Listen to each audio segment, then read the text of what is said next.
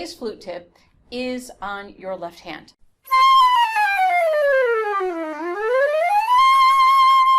So let's just talk about a couple little issues with the left hand. So I have an inline G here, and the way I was taught was to have a pretty severely, see if I can hold up my flute. I'm going to put my pinky down here to hold up my flute while I point.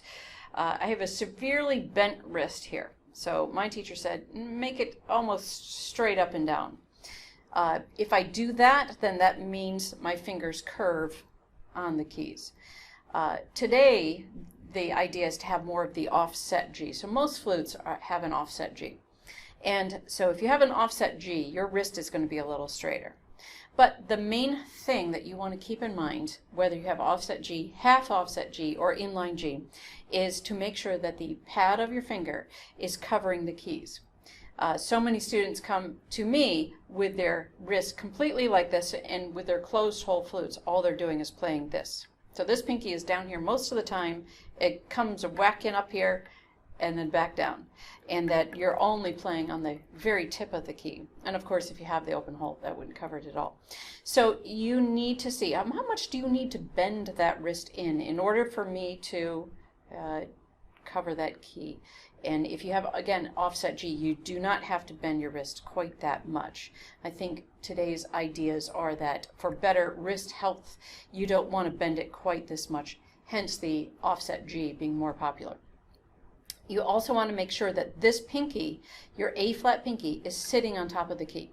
Not just barely hanging on the edge, but that it's really got the whole key to be played, and that I keep it there all the while I'm playing.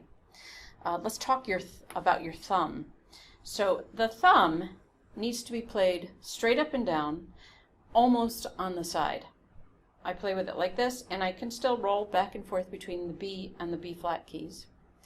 The reason why you want to play with it on the side is if you take your general hand shape, my general hand shape of the thumb comes like this to the first finger.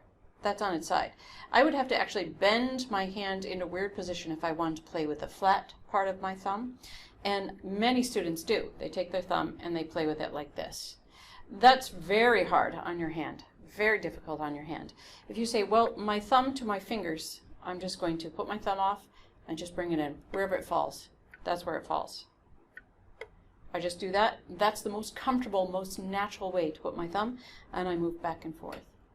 So try that out. Use a mirror, look at your hand, see what it's doing, and make sure that how you're playing is comfortable. If something causes you pain, then you need to figure out or go to someone who can help you say, okay, here's what it is. Your wrist is too severely bent, and you need to relax it a little bit. As long as the fingers are covering, that's the important thing, and that you can keep your fingers low when you're playing, so that you can lift up and put them back down, and they don't come up here. As long as that is the case, where your wrist needs to be is going to be a little bit different depending on your flute and on your hand. Try that out. Use a mirror. That's today's flute tip.